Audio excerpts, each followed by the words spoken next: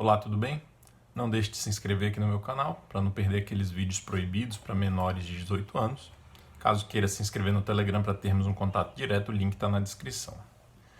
Então, continuando a falar sobre a Capitania de Porto Seguro, de cujo donatário eu falei no vídeo de segunda-feira, o Pero do Campo Tourinho. Então hoje vamos falar um pouco sobre, desde o momento em que ele recebeu a doação da capitania até quando ele chegou e se instalou na região de Porto Seguro. Bem, ele foi o terceiro capitão donatário a receber uma capitania. Antes dele, o Duarte Coelho, que recebeu a capitania de Pernambuco, e o Francisco Pereira Coutinho, o Rusticão, que recebeu a capitania da Baía de Todos os Santos. O terceiro, então, vai ser o Pero do Campo Tourinho.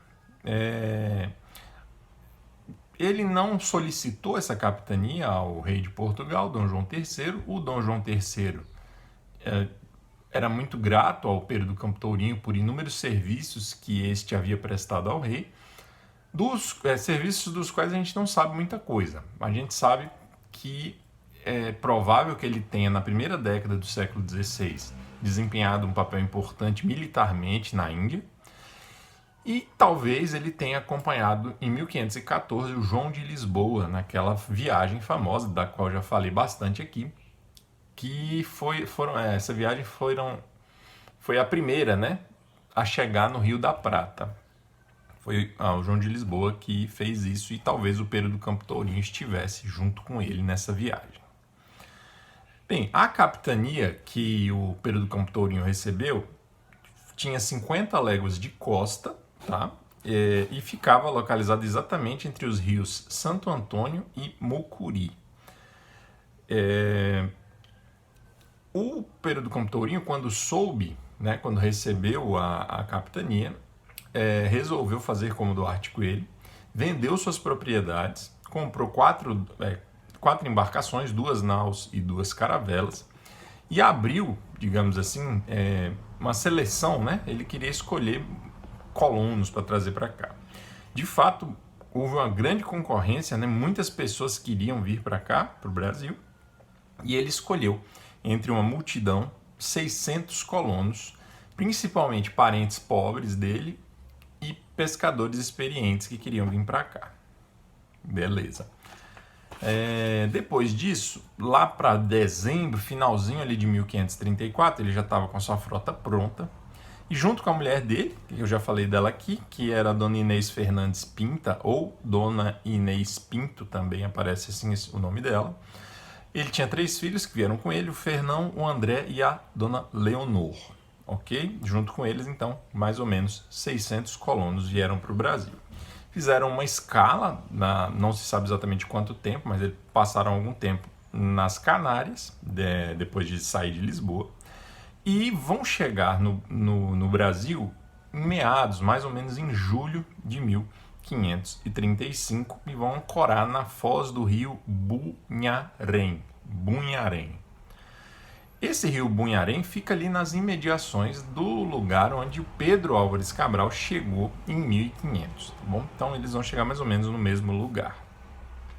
É curioso que quando da passagem deles pelas Canárias, a Dona Isabel, a rainha Dona Isabel, né, muito atenta a todas as movimentações marítimas portuguesas, vai receber informação disso, vai entrar em contato com seu embaixador, que era o Dom Sarmiento, o sobrenome dele era Sarmiento, acho que era Dom Luiz Sarmiento.